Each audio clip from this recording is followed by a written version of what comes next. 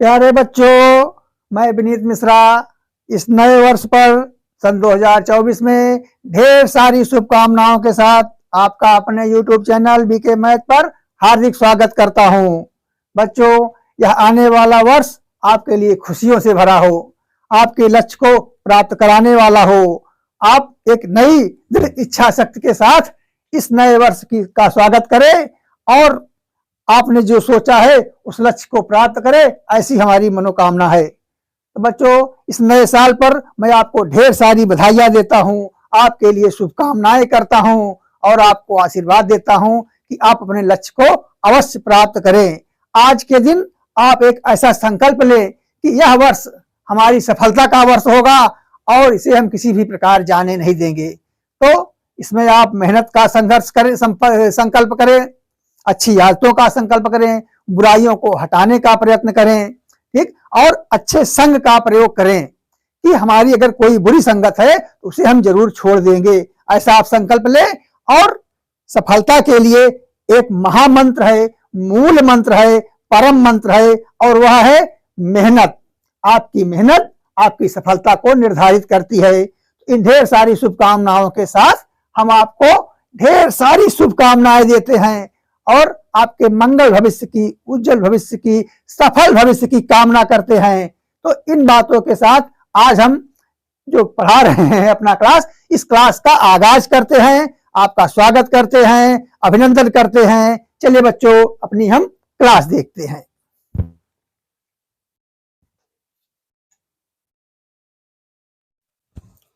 आज हम क्या देखेंगे छठी क्लास में?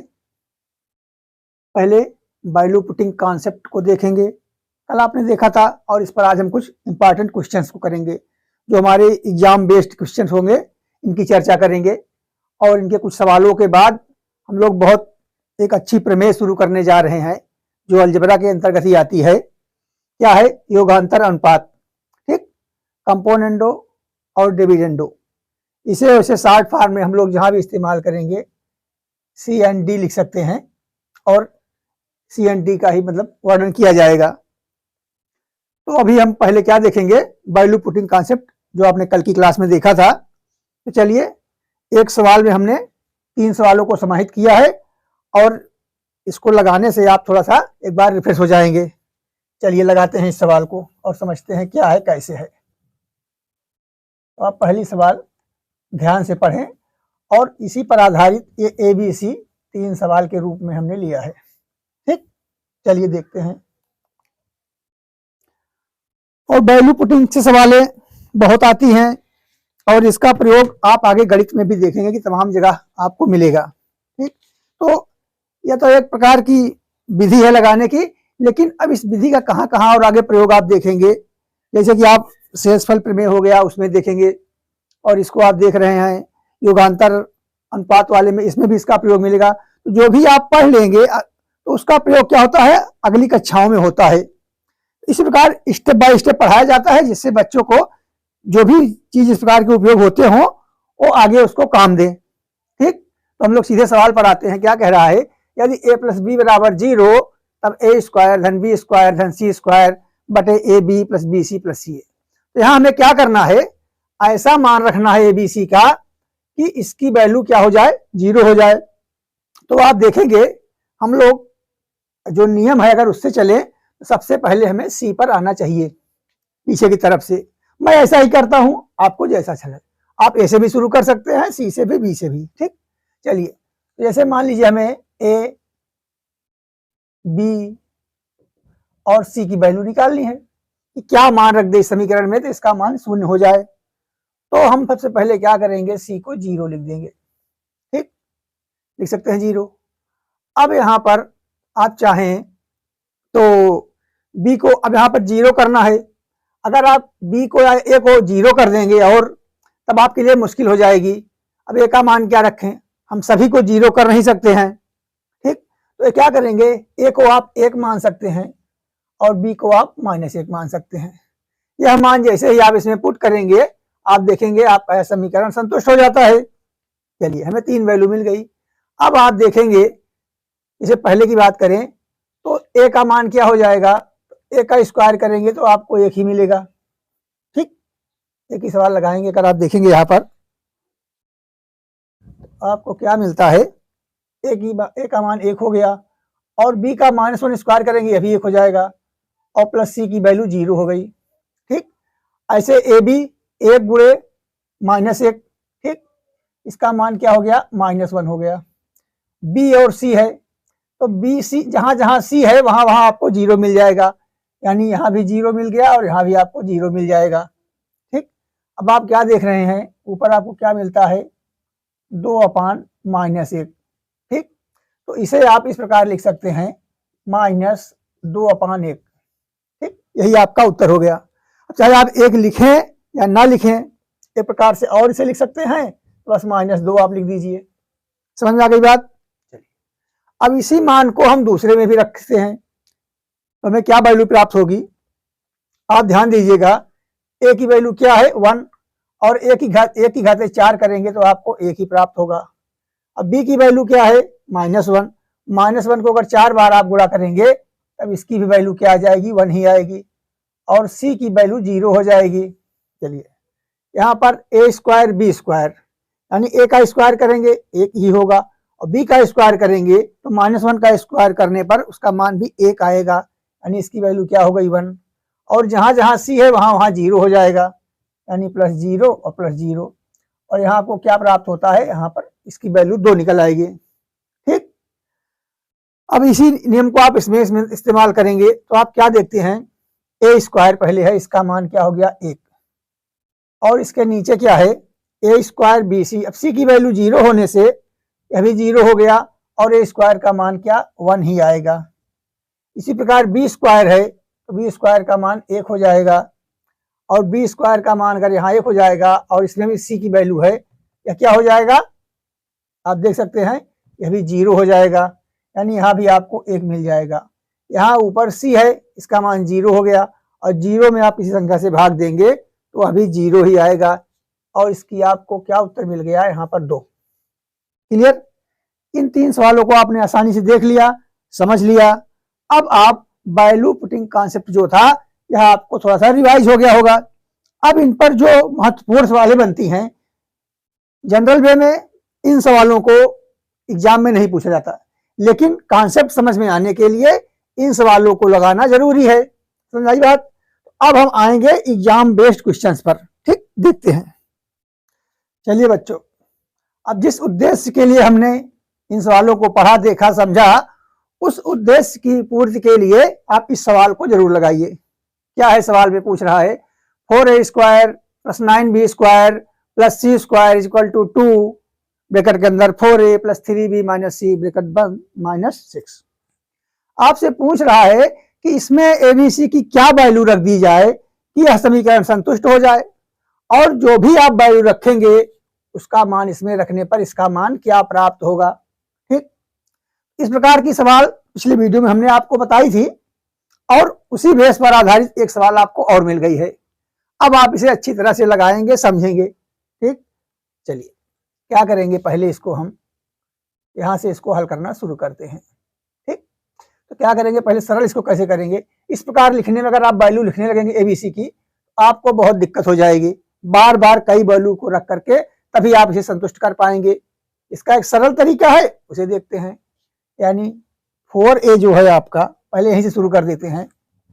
अगर स्क्वायर की बात कर रहा है, इसे आप लिख सकते हैं 2a²। ठीक, बिल्कुल लिख सकते हैं। और उसके बाद आता है 3b²। समझ में आ रही बात? ऐसे लिख सकते हैं। और प्लस क्या है यहाँ पर, c²। अब इसके उस पार वाली संख्या को आप इधर मंगा लीजिए। ये जो आप देख रहे हैं 24a, ये क्या हो जाएगा, -8a हो जाएगा। ठीक, और ये 6b है, ये भी माइनस का क्या हो जाएगा, 6b, यानी 3ba था, 2 आप इसमें से कुछ गुणा कर दिए। और यहाँ पर क्या देखिए, जो c है आपका माइनस में है, ये आ जाएगा +2c। ठीक, और जो माइनस का 6 है ये आपका +6 में आ गया और इसकी वैल्यू क्या हो गई, 0। अब आप देखेंगे तो आपको एक a + b² का एक फॉर्मेट यहाँ पर समझ में आएगा धीरे धीरे। कैसे, उसे समझते हैं।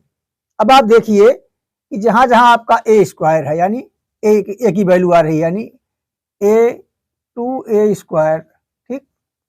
और कहाँ है ए की बात करें अगर, यहाँ पर आपको 8a दिखाई दे रहा है, ठीक। क्या दिखाई दे रहा है? 8a। चलिए इसको क्या लिखते हैं? -8a। ऐसे नहीं, थोड़ा सा इसको हम आपको विस्तार दिखाते हैं। चलिए 8a लिखिए, आप ऐसे लिखिए फिर देखते हैं। चलिए, और यहाँ पर आप देखिए ये 2 है और ये 8 है और यहाँ पर आपको 6 मिल रहा है। तो चलिए 6 में से क्या करते हैं, हम 4 को यहाँ ले लेते हैं। उसके बाद आते हैं किस पर? बी वाले पर, प्लस 3b स्क्वायर, और यहाँ पर क्या है? 6b है, -6b। और आप देखेंगे कि यहाँ से आपने 4 ले लिया था यहाँ के लिए, इसको आप लिख सकते हैं +1। आगे आएंगे सी वाले पर, आपको क्या मिलेगा? +c स्क्वायर यहाँ से मिल जा रहा है और +2c आपको यहाँ मिल जा रहा है, और इसका एक अभी बचा हुआ है, अभी आपको हम दिखाते हैं, समझिए अब इस बात को। देखिए सारी संख्याएं ऊपर वाली नीचे वाले में सेम है, सिर्फ इनको हमने ए को ए की जगह ले लिया है, बी को बी की जगह ले लिया है साथ में, और सी को सी के साथ ले लिया है। और उसके बाद जो आपको 6 आया था, इसको हमने क्या किया? 3 भागों में लिख दिया। एक भाग इसका ये है 4, एक ये है 5 और एक है 6।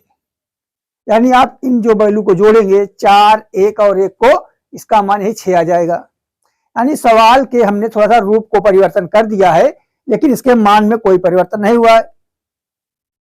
अब ये मत पूछिए आप कि हमने ऐसा क्यों किया, क्योंकि अब क्यों किया, हमें इसका उत्तर पाना है इसलिए किया। आप भी करने लगेंगे, अभ्यास करेंगे और हमारे साथ आप सवालों को हल करेंगे, तो इस तरह की आपको सवालें मिलेंगी और आप इसे आसानी से हल कर पाएंगे। सबसे सरल और अच्छा तरीका वही है जो मैं आपको बता रहा हूं। इतनी बात समझ में आई? अब आप इसे चेक कीजिए यहां से यहां तक को, आप क्या पा रहे हैं, क्या पा रहे हैं, इसमें ध्यान दीजिए। आप चाहें तो इस 4 को क्या लिख सकते हैं? इसको लिख सकते हैं आप 2 स्क्वायर, ठीक। और 8 को आप क्या लिख सकते हैं? 2 इंटू 2a इंटू 2। इतनी बात को समझ में आई? 2 गुणे 2, 2a गुणे 2। समझिए कैसे? जैसे ही आप समझेंगे कि यह क्या है, 2a स्क्वायर, यह है 2 स्क्वायर, यानी इसकी ये किसका बिखरा हुआ रूप है? 2a प्लस 2a माइनस होगा, हाँ यहाँ पर माइनस है ना, 2a माइनस 2, इसका होल स्क्वायर आप कीजिए, क्या मिलेगा आपको? आपको मिल जाएगा 4a square plus 4 minus 2ab, 2 दूनी 4 दूनी 8a, ठीक। समझ गए आप? तो आपको 2a प्लस 2 का होल स्क्वायर देख रहे हैं आप, 2a माइनस 2 का होल स्क्वायर, यही आपको यहां मिल रहा है। इसको हमने इस प्रकार लिखा जिससे आपके समझ में पूरी बात यहां से यहां तक की आ जाए। समझ गए होंगे सारे बच्चे? चलिए अब इसको हम इसी रूप में ढूंढ ढूंढ के सारे व्यंजकों को लिख लेते हैं। इतने की वैल्यू क्या आ रही है? आप पा रहे हैं 2a माइनस 2 का होल स्क्वायर। समझ में आ गई बात? इसके बाद आप देखेंगे तो यहाँ आपको क्या मिलता है, प्लस में जाएंगे आप। अब यहाँ से शुरू होगी, यहाँ तक की कहानी हो गई है, अब यहाँ से 3b से शुरू करेंगे। इसकी वैल्यू हो जा रही है 3b माइनस 1 का होल स्क्वायर, ठीक। यह है 3b, पहले आपको क्या था, 9b स्क्वायर था, इसे आपने पूरा ब्रैकेट के अंदर 3b स्क्वायर लिखा था, देखिए ये हो गया a माइनस बी का होल स्क्वायर। आगे आपको क्या मिल रहा है, प्लस, यहाँ पर c है, ये हो गया c प्लस 1 का होल स्क्वायर बराबर 0। अब आप इसमें a, b और c की अगर वैल्यू पुट करते हैं तो बहुत आसानी से और सरलता से आप पुट कर लेंगे। चलिए अब हमें क्या करना है कि किसी प्रकार आप एक संख्या को तो 0 आसानी से बना सकते हैं, उसके बाद 2 संख्याओं में हम आसानी से मान रख लेंगे, लेकिन 0 बनाने में आपको थोड़ा सा दिक्कत हो जाएगी। चलिए और आप सोचते हैं कैसे इसको हम कम करते हैं, खत्म करते हैं। आप क्या करेंगे, a की वैल्यू आप a मान लीजिए, 1 मान लीजिए, a बराबर 1 कर दीजिए, और c बराबर भी आप क्या कर सकते हैं, 1 ही -1 कर सकते हैं। सी बराबर -1 कटेंगे, -1 से +1 खत्म हो जाएगा। यहाँ पर क्या होगा, 3 को हटाना है और 1 को लगाना है, यानी अगर हम यहाँ पर क्या कर दें, एक 3 लगा दें और इस 3 को हटा दें, तो इसके लिए हमें क्या ऑप्शन सोचना पड़ेगा। आप थोड़ा सा दिमाग लगा के अपने सोचिए, यह बी किस प्रकार 0 हो सकता है। इस बी में हम क्या कर दें कि 3 हट जाए और 1 बन जाए, यानी अगर हम बी की वैल्यू 1/3 मान लें, यानी बी बराबर क्या मान लें हम, बी की वैल्यू आप क्या मानेंगे, 1/3 मान लीजिए। तो सिर्फ हटाना है आपको, हटाने के लिए आप बटे से कर देंगे। जैसे यहाँ पर आप बी की वैल्यू 1/3 लिखेंगे, यहाँ 1 हो जाएगा और 1 में से 1 घट के 0 हो जाएगा। तो आपको जो उत्तर आ रहा है 0, इस समीकरण संतुष्ट हो जाएगा। समझ में आ गई बात आपको बात। ए, बी और सी की वैल्यू आप प्राप्त कर चुके हैं। अब बहुत आसानी से आप इसकी वैल्यू निकाल सकते हैं। क्या है, ए करेंगे, ए की क्या हो गई, a² माइनस बी का क्या है 1/3 का स्क्वायर, और सी आपका प्लस में है, यानी सी क्या है आपका प्लस में है, और प्लस का स्क्वायर करेंगे तो क्या हो जाएगा, ये भी 1 हो जाएगा, यानी -1 का स्क्वायर कर दिया। समझ में आ गई बात इतनी। अब देखें आपको क्या मिलता है। आपको क्या मिल गया, ये 1 भी प्लस में है और यह 1 भी प्लस में हो जाएगा, और यह माइनस में 1/3 हो 1/9 हो जाएगा। ठीक, इतनी बात समझ में आ गई। तो क्या पाएंगे आप, इन दोनों को भी बटा 1 कर सकते हैं, एलसीएम आपको 9 ही हो जाएगा, यानी 9 + 9 - 1, 9 + 9 - 1, यानी 18 में से 1 गए, क्या हो गया 17/9। ये आपको उत्तर मिल जाएगा 17/9, बिल्कुल ऑप्शन नंबर 3 में उपलब्ध है। समझ में आ गई सवाल। इस प्रकार सवालें एग्जाम बेस्ड में आती हैं, तो इसको आप ध्यान से देख लेंगे, एक बार अभ्यास कर लेंगे। चलिए अब आपको हम और अच्छी सवालों की तरफ ले चलते हैं। देखिए, आ जाइए बच्चों, अब इन सवालों को आप हल करेंगे। 2 सवाल आपको लिए हमने ली है। पहली सवाल क्या कह रहा है कि x + y = 2z, तब x अपान x - z + y अपान y - z की वैल्यू क्या होगी। ठीक, आप बहुत ध्यान से इस सवाल को लगाएंगे और आपको मैंने जैसे बताया है उस प्रकार आप ऑप्शन लेंगे, यानी x + y = 2z, इसमें आपको x, y और z इनकी वैल्यू सोचना है कि क्या क्या रख सकते हैं। तो एक बात आप सोचिए, अगर आप चाहें तो एक वैल्यू इसकी आसानी से आप निकाल सकते हैं। आप x को अगर 0 मान लेते हैं और y को आप 2 मान लीजिए, y को आप 2 मान लीजिए और z को आप 1 मान सकते हैं। x 0 हो जाएगा, y का मान 2 हो जाएगा, इसका मान 1 हो जाएगा, तब यह समीकरण संतुष्ट हो जाएगा। ठीक, और कोई तरीका है, ध्यान दे लीजिए आप थोड़ा सा। हाँ, और एक है, अगर आप z को 0 मान लें, अगर आप z को 0 मान लें और 1 x को क्या मान लें 1 मान लें और y को -1 की वैल्यू दे दें, तब भी आप देखेंगे यह समीकरण संतुष्ट हो जाएगा। x का मान 1 हो जाएगा, y का मान -1 हो जाएगा, दोनों कट जाएंगे, और z का मान अगर 0 है तब भी आप देखेंगे कि यह समीकरण संतुष्ट हो जाता है। समझ आ गई बात। तो इससे क्या होता है, आपके सोचने की थोड़ा सा ताकत बढ़ जाती है। एक तरीका और से सोच सकते हैं आप, क्या, अगर आप x को चाहें तो -1 कर लें, y को 1 कर लें और z को आप 0 कर सकते हैं, और जो भी वैल्यू आप पुट करेंगे इन तीनों से ही इसका मान क्या हो जाएगा 0 हो जाएगा, आपका समीकरण संतुष्ट हो जाएगा। तो अब आप चाहे 0, 2, 1 मान रख दीजिए, 1, -1 और 0 मान रख दीजिए, -1, 1 और 0 रख देंगे, तब भी आपको इसका उत्तर मिल जाएगा। इतनी बात समझ में आ गई बच्चों। चलिए अब हम कोई भी एक वैल्यू रख के देख लेते हैं। चलिए हम पहली वैल्यू पहले लिख के देखते हैं कि इससे क्या समीकरण हमारा उत्तर देता है, हमको चेक कर लेंगे। चलिए, अब x के मान 0 है, जैसे ही x का मान 0 रखेंगे आप, पहली वैल्यू आपकी 0 हो जाएगी, यानी 0 में किसी भी संख्या से भाग देंगे उसका मान 0 ही आएगा। ठीक ठीक। अब y का मान क्या है, y का मान आपने 2 माना है, 2 लिख दिया यहाँ पर, और y - z यानी 2 - 1, 2 माइनस एक, वाई का मान लिख दिया आपने, 1 का मान लिख दिया।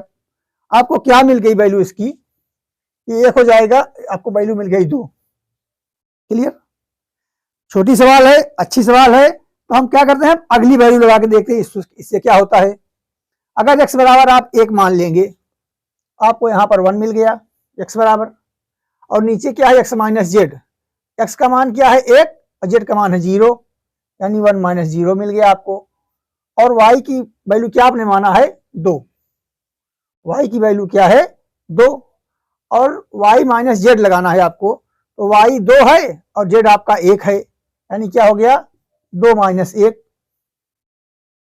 समझ आई बात? थोड़ा सा रुक जाइए, हम दूसरी वैल्यू लगा रहे थे और दोनों को मिलकर चले गए, ऐसा नहीं होना चाहिए। इस वैल्यू को हमें लगाना है, ध्यान दीजिएगा इस वाली को। तो x की वैल्यू 1 है, x की वैल्यू 1 लिखते हैं, अपान x माइनस जेड, तो x की वैल्यू 1 है और z की वैल्यू 0 है, इसका मान 1 ही आएगा, प्लस y की वैल्यू आपने -1 माना है, -1 मान लिए।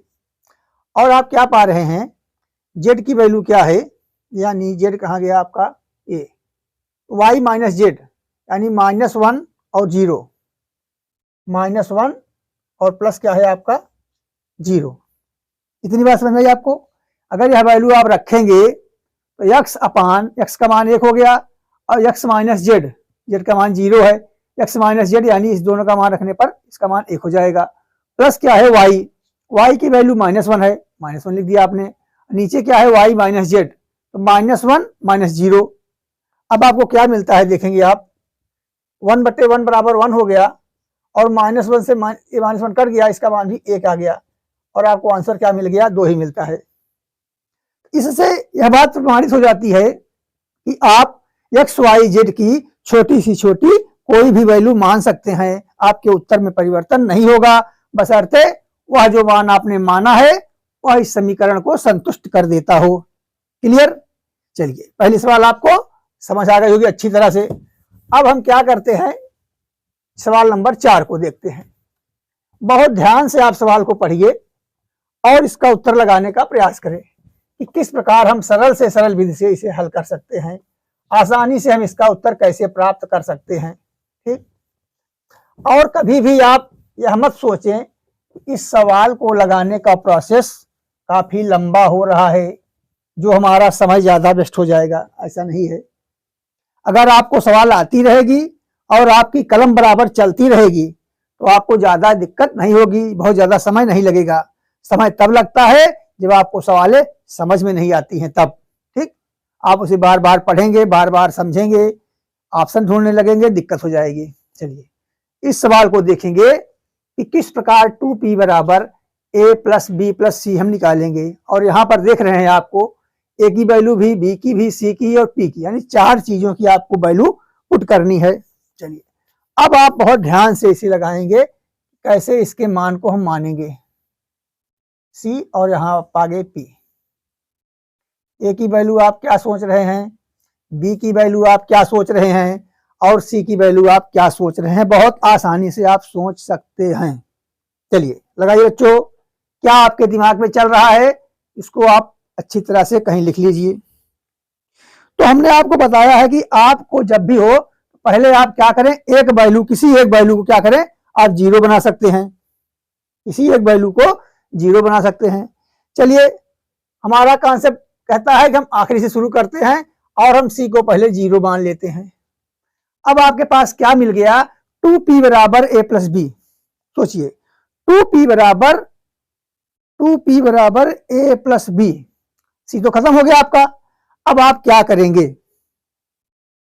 अच्छा चलो हम थोड़ा सा b को भी क्या करते हैं, b को भी अगर 0 मान लीजिए। अब मामला a और p का रह गया, a और p का रह गया, तब आप क्या करेंगे। तो इसमें हम क्या करेंगे, चलो a को हम 2 मान लेते हैं और p को 1 मान लेते हैं। क्या इन दोनों को 0 मानने के बाद a की वैल्यू 2 रखने पर और p की वैल्यू 1 रखने पर समीकरण संतुष्ट हो जाएगा। यानी 2p बराबर a अगर मिल गया आपको और आप a और p की वैल्यू रख देंगे, यह समीकरण संतुष्ट हो जाएगा। चलिए, तो आपको क्या करना है, अपने सोचने की ताकत को थोड़ा बढ़ाना है। तो हम चाहते हैं कि आप एक ऑप्शन और ढूंढ लीजिए। जैसे आपने एक ढूंढा, पाया, संतुष्ट हो गए, तो क्या कोई दूसरा ऑप्शन भी इसमें बन रहा है? चलिए, तो दूसरे ऑप्शन में भी आप वही ध्यान दीजिए। पहले अपने कॉन्सेप्ट को लगाइए कि आप सी को 0 मान लीजिए। मान लिया आपने, और अगर आप पी को भी 0 कर दें, मान लीजिए, क्योंकि इस प्रकार संख्याओं में क्या किया जाता है, अक्सर 2 को 0 बनाया जाता है। आपने सी को 0 कर दिया और आप पी को भी 0 मान लीजिए थोड़ी देर के लिए। अब ए और बी को 0 करने के लिए क्या कर सकते हैं, आप जानते हैं, चाहे आप ए को 1 मान लीजिए, चाहे बी को 1, चाहे ए को -1 मान लीजिए, चाहे बी को -1 मान लीजिए। तो चलिए हम ए को 1 मान लेते हैं और बी को क्या मानते हैं, -1। तो आप देख रहे हैं, इस प्रकार अगर आप ऑप्शन चुनेंगे रखने के लिए, तब भी आप सवालों को आसानी से हल कर सकेंगे। ठीक, चलिए हम पहले वाला जो आपने चुना है, इसको हम ऑप्शन में रखते हैं। इससे पहली बात, हमारा यह समीकरण संतुष्ट होना चाहिए। बी सी आपने ऐसा किया, ये 0 हो गए। और देख ही रहे आप, अगर ए बराबर 2 है और पी बराबर 1 है, तो यह संतुष्ट हो जाएगा। इससे भी आप पाएंगे संतुष्ट हो जाएगा। बी सी सी और पी को आपने 0 कर दिया, सी खत्म हो गया और ये 0 हो गया। तो 1 - 1 बराबर ये भी 0 होना है। यानी ये दोनों ऑप्शन जो आपने चुने हैं बहुत ही अच्छे हैं और छोटे से छोटे हैं और सारे शर्तों को पूरा करते हैं। ठीक, आपने तीनों को 0 नहीं माना है। किसी भी संख्या में होता है कि आप सभी संख्याओं को 0 नहीं मान सकते, नहीं तो बहुत आसान होता, आप पी को भी 0 मान ले, बी सी को भी 0 मान ले, लगा दें। ऐसा नहीं होना चाहिए। और ऐसी कोई वैल्यू नहीं मान सकते जिससे इसमें इसका मान इनफाइनेटिव आ जाए। ठीक है, चलिए अब हम पहले मान को रखते हैं। आप ए को अगर 2 रखेंगे, पहले तो पी आप देखिए क्या है, पी आपका 1 है, यानी आपको क्या मिल गया, 1 का स्क्वायर। ठीक, प्लस पी माइनस ए क्या होगा, पी क्या है 1, ए है 2, तो पी -1 हो गया आपका 1 - 2 का square, plus P minus B. P minus B क्या होगा, अब बी की वैल्यू 0 है, पी की वैल्यू 1 है, यानी पी -1 का मान 1 ही होगा। पी -0 की वैल्यू क्या हो जाएगी, 1 ही हो जाएगी। पी का मान 1 है और 1 - 0 बराबर 1 ही होगा। चलिए आगे आते हैं, पी माइनस सी, सी को भी आपने इसमें 0 माना है, यानी इसकी वैल्यू भी क्या हो जाएगी, 1 का स्क्वायर हो जाएगी। और नीचे अगर आप आएंगे तो बी और सी को 0 माना गया है और ए की वैल्यू 2 है। ठीक, तो आपको ए का स्क्वायर यानी 4 + 0 और +0 मिल जाता है। समझ में आ गई बात? अब इसे थोड़ा सा नीचे ले लेंगे तो पूरी तरह समझ में आ जाएगी। इसकी वैल्यू क्या हो गई, 1। इसकी वैल्यू भी आपको क्या मिल गई, -1 का स्क्वायर करेंगे तो 1 ही मिल जाएगा। ये भी 1 हो गया और ये भी 1 हो गया और नीचे क्या मिल गया आपको, 4। ठीक, यानी आपका ऑप्शन नंबर जो 2 होगा, ये 1, यह पूरी तरह से सही है। अब आप इस वैल्यू को रखकर भी देखेंगे कैसे रिजल्ट आता है, क्या इसका उत्तर आता है, क्या परिवर्तन होता है। तो आप अभ्यास करेंगे तो आपको यह सवाल पूरी तरह समझ में आएंगे। ठीक, अभी तक आपने आसान आसान सवालों को हल किया, आपको अच्छा लगा होगा। अब थोड़ा सा हम लोग और क्लिष्ट पर आते हैं, देखते हैं ये सवाल कैसे हम लगा सकते हैं। चलिए बच्चों, अब जिन सवालों के लिए हमने आपको तैयार किया, अब उस सवालों पर आप पहुंचने वाले हैं। ठीक, पहले आप सवाल नंबर 5 चेक कर लीजिए, क्या कह रहा है, x² धन y² + z² अपान xy + yz + zx = 1। तब आपसे मान पूछ रहा है x + y अपान z + y + z अपान x + z + x अपान y की वैल्यू क्या होगी। ऑप्शन में 2, 4, 6, 8 दिया है पहली सवाल के लिए। दूसरी सवाल अभी आप मत पढ़िए, नहीं तो आपको प्रॉब्लम हो जाएगी, आपको न पहली समझ में आएगी न दूसरी आप लगा पाएंगे। चलिए हम पहले 5वें नंबर की बात करेंगे। अब आप देखेंगे इसमें x y z की क्या वैल्यू रख दी जाए, इसका मान 1 हो जाएगा। ठीक, बहुत आसानी से देखेंगे बच्चों, इत्मीनान से सोचेंगे तो आपको मिलेगा, यदि हम x y और z तीनों के मान 1 रख दें, तीनों के मान क्या रख दिया जाए, 1 रख दिया जाए, तो इसकी वैल्यू 1 हो जाएगी। ठीक, देख रहे हैं आप, बहुत आसानी से देखिए, इसकी वैल्यू 1, ये भी 1 हो गया, इसकी वैल्यू 1, ये भी 1 हो गया, इसकी वैल्यू 1, और 1 का गुणा 1 में 1 1 1 यानी 3/3 बराबर 1। क्लियर? आपको कलम उठाने की जरूरत नहीं है, लेकिन इसमें आप ध्यान दीजिए 1 + 1/1 यानी इसकी वैल्यू क्या हो गई 2, यानी 2/1 प्लस इसकी भी वैल्यू 2/1 प्लस इसकी भी वैल्यू 2/1 यानी क्या मिल गया आपको 6 मिल गया, और ऑप्शन नंबर आपका 3 सही हो गया। ठीक, वह सवाल जो 5 नंबर थी, आपको पेन उठाने की जरूरत नहीं थी, आप अभ्यास कर रहे हैं, आप लगा सकते हैं। चलिए अब आप सवाल नंबर 6 के बारे में सोचिए कि ए, बी और सी की क्या वैल्यू होनी चाहिए जिससे हम इसका उत्तर निकाल सकें। ठीक, तब से हम सवाल नंबर 5 को थोड़ा सा साफ कर देते हैं जिससे आपको कोई दिक्कत न होने पाए। चलिए तो हम बगल हो जा रहे हैं, आप देखिए। अब आप बहुत आराम से इस सवाल को लगाएंगे, और जो बच्चा, जो भी स्टूडेंट इस सवाल का उत्तर यानी कि इसमें ऑप्शन में क्या रहेगा अगर उसे सोच लेता है, तो मैं समझूंगा कि वह वाकई मेहनत कर रहा है और उसकी मेहनत जरूर रंग लाएगी। वह एक जीनियस बच्चा होगा जो इनके ऑप्शन को ढूंढ लेगा कि ए और बी और सी बराबर हम क्या रखें कि यह समीकरण संतुष्ट हो जाएगा। ए बराबर क्या होगा, बी बराबर क्या होगा और सी बराबर क्या होगा। चलिए अब आप सोचिए बहुत आराम से। ठीक, हम थोड़ी देर के लिए आपको इस सवाल के साथ छोड़ देते हैं, एक बार आप विचार कर लीजिए। ठीक, चलिए। तो बच्चों आपने विचार कर लिया होगा, कभी आपने 1 का विचार किया होगा, कभी 2 का, कभी माइनस का, कभी प्लस का। तमाम प्रकार से आप विचार करके देख सकते हैं कि हम ए, बी और सी की क्या वैल्यू रखें। ठीक, लेकिन हम कैसे लगाते हैं, हमने आपको बताया है कि जब इस प्रकार की आपको मिलेंगे ऑप्शंस, तो हम पहले क्या करेंगे, इस सी को 0 कर देंगे। चलिए, हमने अगर सी को 0 कर दिया तो हमें क्या मिला 0, और 0 में चाहे जिससे भाग देंगे उसका मान 0। यही बात बी के साथ भी कर सकते हैं। चलिए हमने बी को भी 0 बना लिया। अब आता है ए में कौन सी संख्या ऐसी घटाएं कि उसका मान 1 हो जाए। अगर हम ए को 1 मानते हैं तो 1/1 - 1 यानी 0 जो अनंत तक लेके चला जाएगा, तो इसको 1 माना नहीं जा सकता है।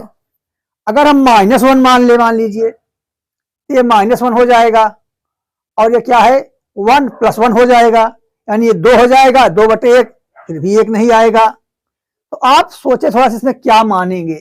तो जब भी आपको इस प्रकार की सवालें मिले तब आप क्या करेंगे, अब आप गौर से देखिए कि हम ए की वैल्यू क्या माने कि इसका मान 1 हो जाए। इसको मानना है, आपको जानना भी है, तो क्या करेंगे हम a/1 - a बराबर 1 इस समीकरण को कैसे संतुष्ट करें।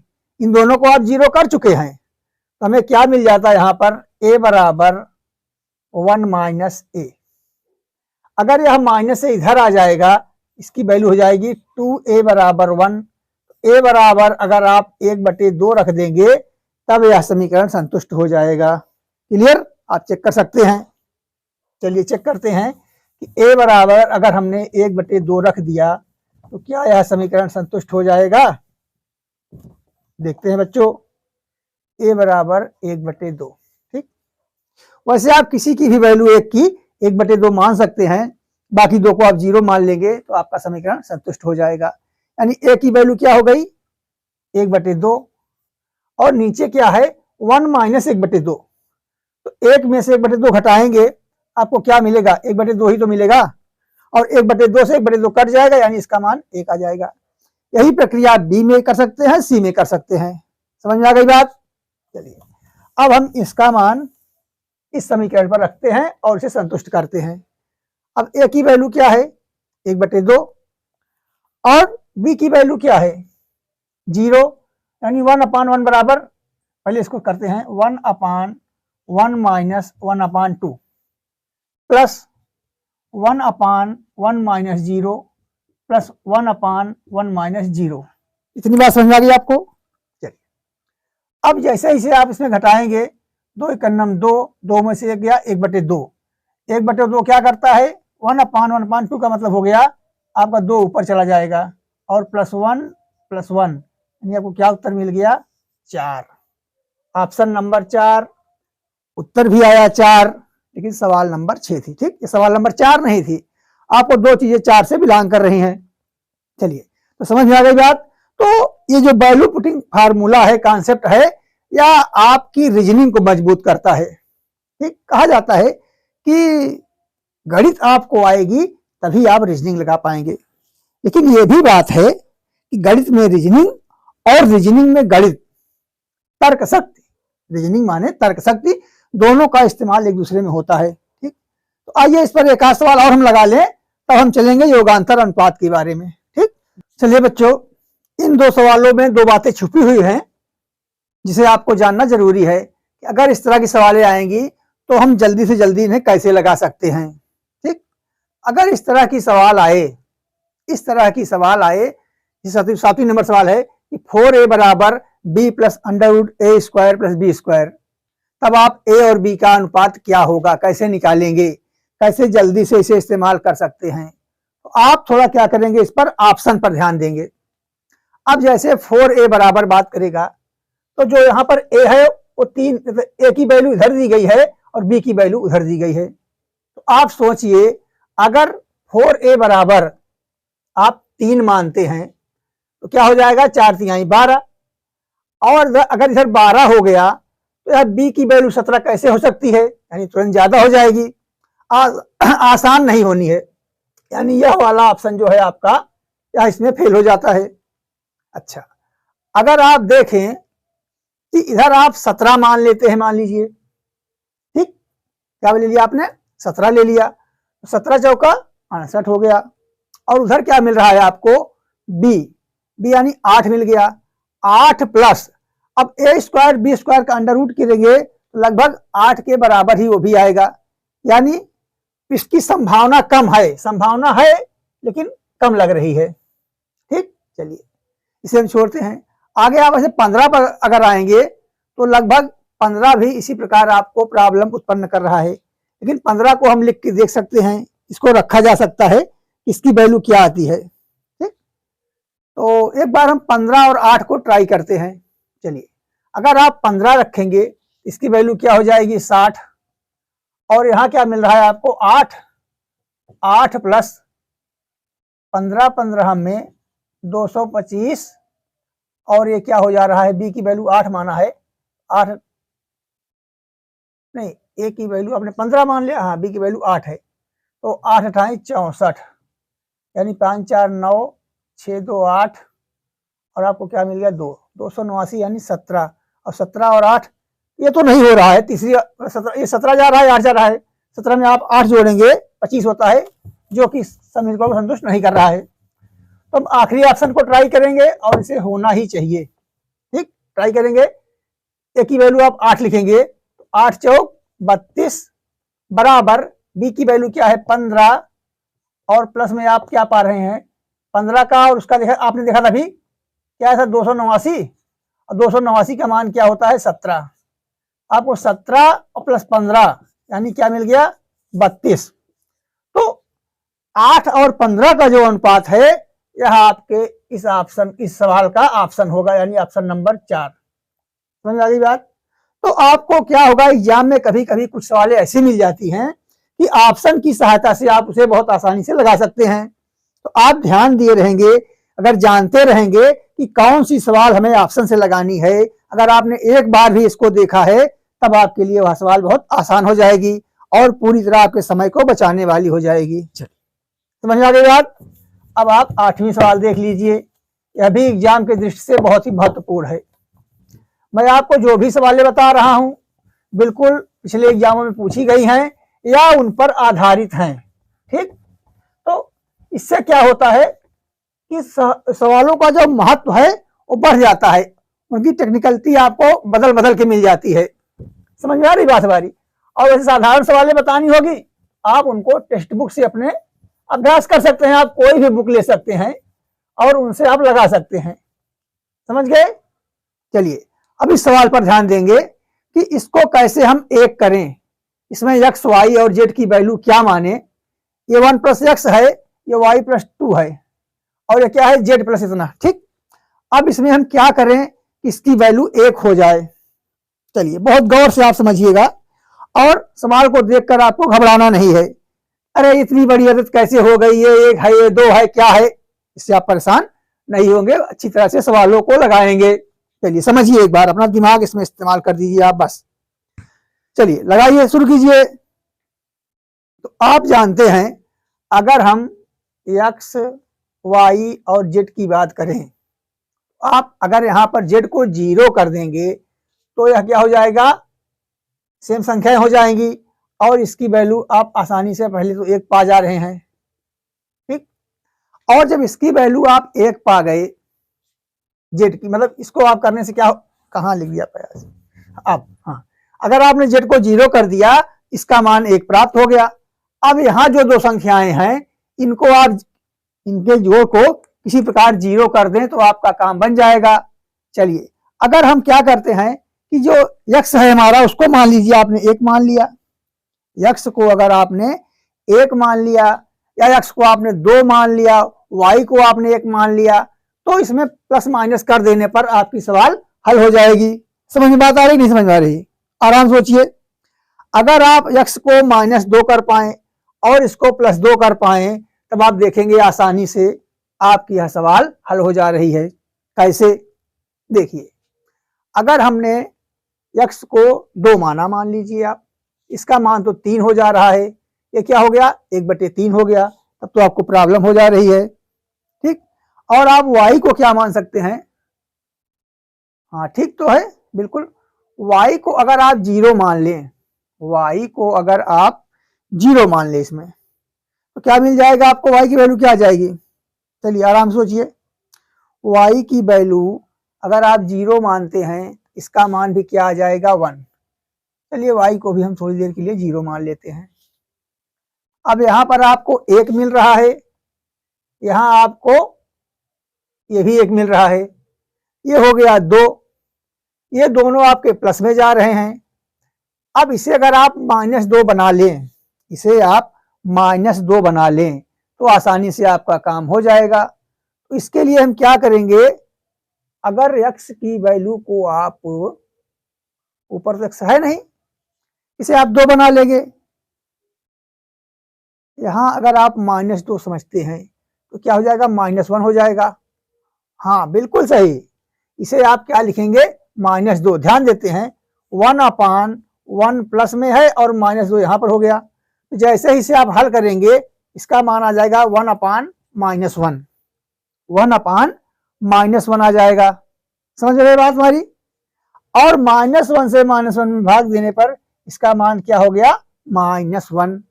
अब तो आप इसको आसानी से हल कर सकेंगे। कैसे, देखिए जैसे ही आपने इसकी वैल्यू क्या रखी -2, ठीक, और इन दोनों को 0-0 रख दिया, तब आपको 1 प्राप्त होना चाहिए। सवाल बहुत अच्छी है, थोड़ा सा आपको दिमाग लगाना पड़ेगा तो आप सवाल को बहुत अच्छी तरह से और जल्दी से लगा सकेंगे।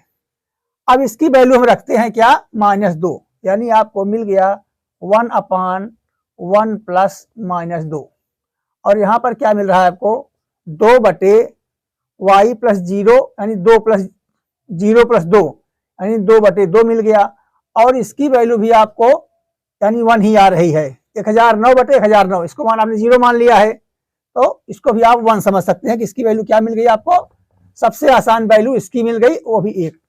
चलिए अब आप ध्यान देंगे, इसकी वैल्यू भी 1 है, इसकी वैल्यू भी 1 है, और यहां क्या मिल रहा है आपको, जब आप 2 में से 1 घटाएंगे तो क्या मिलेगा आपको -1, यानी इसकी वैल्यू टोटल क्या हो जा रही है आपको 1 मिल रही है, वो भी माइनस में। आपको क्या पाया आपने, -1 से +1 खत्म हो गया और 2/2 बराबर 1, यानी यह समीकरण संतुष्ट हो जाता है इस वैल्यू से। ठीक, समझ में आ गई। तो ऐसे सवालों को आप इस प्रकार से लगाते रहेंगे बराबर, तो आपका अभ्यास बढ़ जाएगा और आप जल्दी से जल्दी ऑप्शन को खोज पाएंगे। चलिए अब हम वैल्यू रखते हैं, x बराबर -2 है, यानी -2/1 -2, समझ में आ गई बात। x की वैल्यू -2 है, प्लस y भी 0 है और z भी 0 है। आपको क्या मिल जा रहा है, ध्यान देंगे, -2 अपान -1, 2 में से 1 गया तो -1 हो गया, और माइनस से माइनस कट गया, आपको वैल्यू क्या मिल गई 2। ठीक, सवाल नंबर कौन सी हो गई, ऑप्शन नंबर 2 आपका हल हो गया। चलिए, तो आज आपने क्या देखा, बहुत अच्छी तरह से वैल्यू पुटिंग कॉन्सेप्ट को पूरी तरह समझ गए। ठीक, अब हम नए प्रमेय देखते हैं। तो बच्चों, अलजेब्रा में आप देखेंगे तो आपको अगले टाइप में जो सवालें मिलेंगी इस प्रमेय पर आधारित मिलेंगी। ठीक, तो कॉम्पोनेंडो और डिविडेंडो इसे थ्योरम कहा जाता है, और इस पर कैसे सवालें लगाएंगे, क्या इसका सिस्टम होता है, आप इसके नाम से समझ सकते हैं, योग और अंतर। ठीक, योगांतर का मतलब क्या हुआ, योग और अंतर। ठीक, जोड़ और घटाव, जोड़ना और घटाना, यह जो संक्रियाएं जब एक अनुपात में होती है निश्चित, इसे हम योगांतर अनुपात की सवालें कहते हैं। तो इसका जो बेसिक कॉन्सेप्ट होगा इसे थोड़ा सा ध्यान देंगे। अगर आपको कोई समीकरण इस प्रकार मिल रहा है, a/b बराबर c/d, ठीक, बहुत सरल सवाल है, बहुत मजेदार सवालें इस पर आती हैं, और इसका बड़ा अच्छा उपयोग भी होता है। आप देखेंगे कैसे इसे हम लगाते हैं।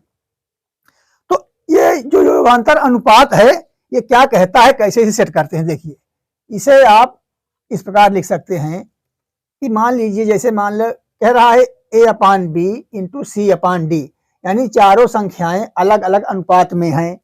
a b का अनुपात है, c d का अनुपात है। इस प्रकार अगर आपको बराबर का समानुपात मिलता है तो आप क्या कर सकते हैं, इसमें a को आप स्थिर कर दें, a को आपने स्थिर कर दिया, और कह रहा है एक बार आप b को घटा दें, एक बार आप b को जोड़ दें। जैसे चाहें तो आप पहले इसमें क्या करें, b को आप जोड़ दें, और नीचे क्या करें, आप b को घटा दें।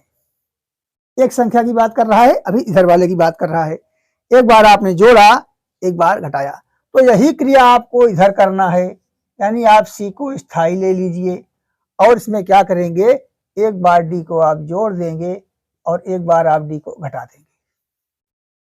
इससे इसके मान में कोई भी परिवर्तन नहीं होगा, ऐसा इस योगांतर अनुपात के हिसाब से कहा जाता है। ठीक, अच्छा, इतनी ही बात नहीं है, ये कह रहा है यानी r, आप चाहें तो a/b इक्वल टू c/d जो है, इसमें आप क्या कर सकते हैं, a को आप स्थिर कर लीजिए। ठीक, और क्या करेंगे, ऊपर आप इस पहले b को घटा दीजिए और नीचे आप इसको जोड़ दीजिए। यही प्रक्रिया आप इधर कर सकते हैं, यानी c को आप स्थिर कर लेंगे और d को क्या करेंगे, घटा सकते हैं पहले और नीचे जोड़ सकते हैं, तब भी इसके मान में कोई परिवर्तन नहीं आएगा। ठीक, तो कंपोनेंडो और डिविडेंडो की यह खूबसूरती है, और इसे हम लोग शॉर्ट फॉर्म में C&D फार्मूला, C&D थ्योरम के नाम से भी जानते हैं। इस्तेमाल करते समय इनकी बातें ऐसे करते हैं। ये बातें समझ में आ गई।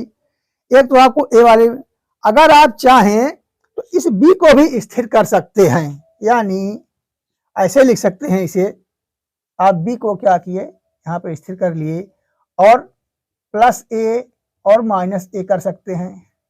तो यहाँ आपको देख रहे हैं, क्या करेंगे, आप d को स्थिर कर सकते हैं, और क्या करेंगे, d में से आप c को जोड़ देंगे और c को आप घटा देंगे। ठीक, समीकरण वही है, इसको आप इतने रूपों में पा सकते हैं, और एक रूप आप कर सकते हैं, जैसे आपने देखा, अब आप इसी में प्लस को नीचे और माइनस को ऊपर भी कर सकते हैं। तो कहने का मतलब यह है, इस प्रकार से अगर समान संक्रियाएं की जाएं जोड़ने और घटाने की, तब इसके मान में कोई परिवर्तन नहीं आता है। तो कोई भी थ्योरम हमारी तब बनती है, कोई भी थ्योरम तब बनती है जब आप क्या करते हैं, उसे पुनः उसी रूप में प्राप्त कर लेते हैं।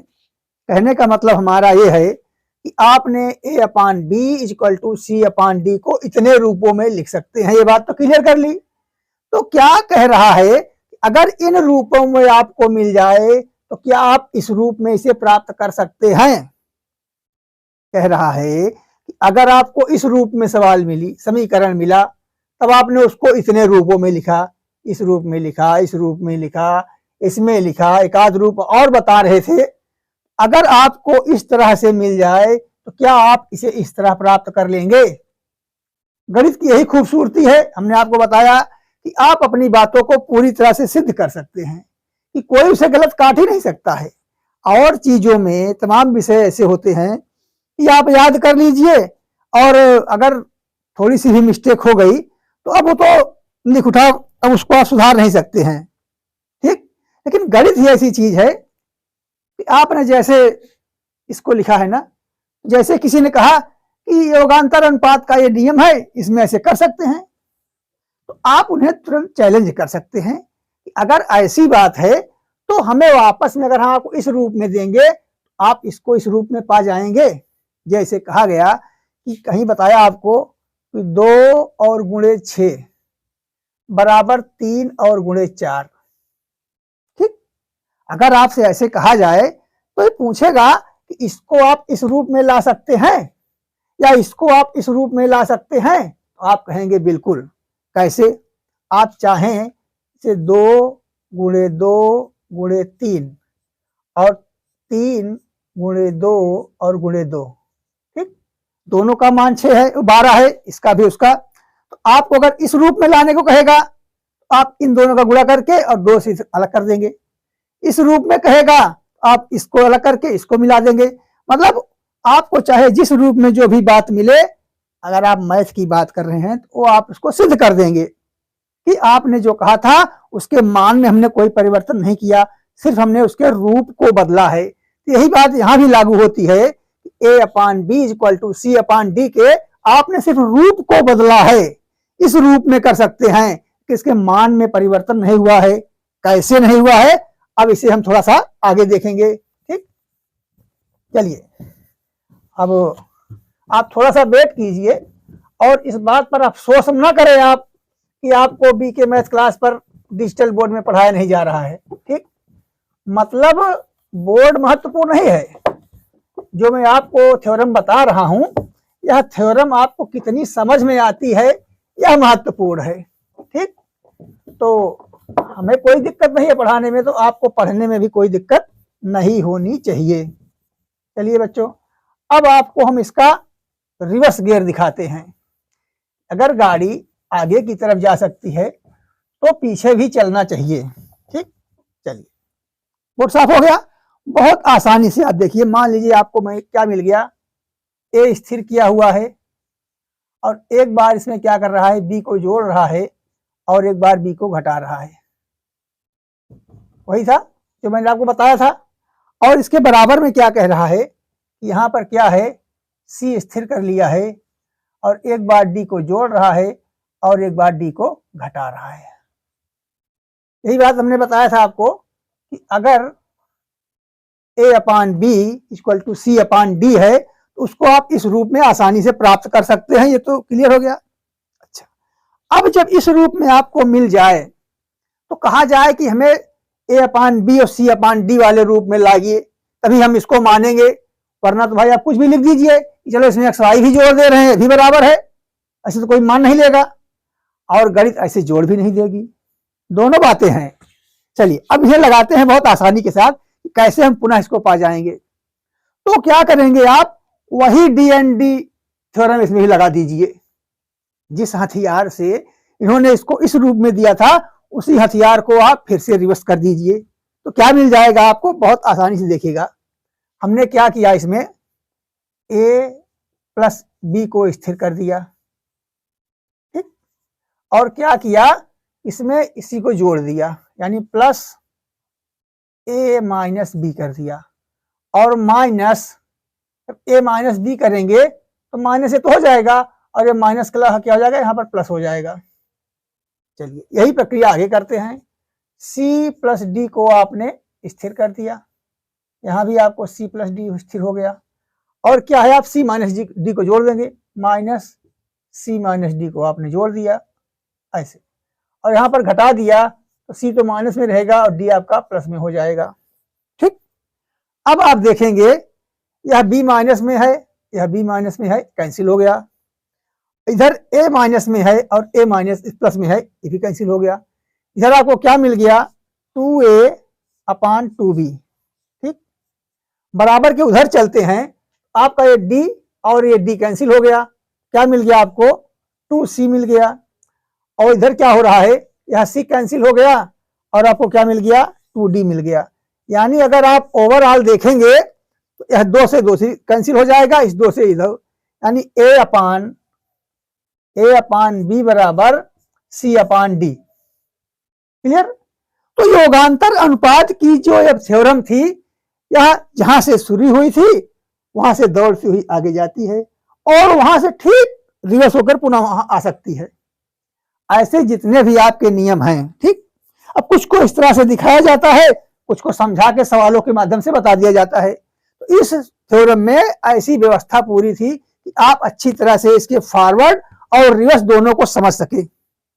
समझ आ गई बात।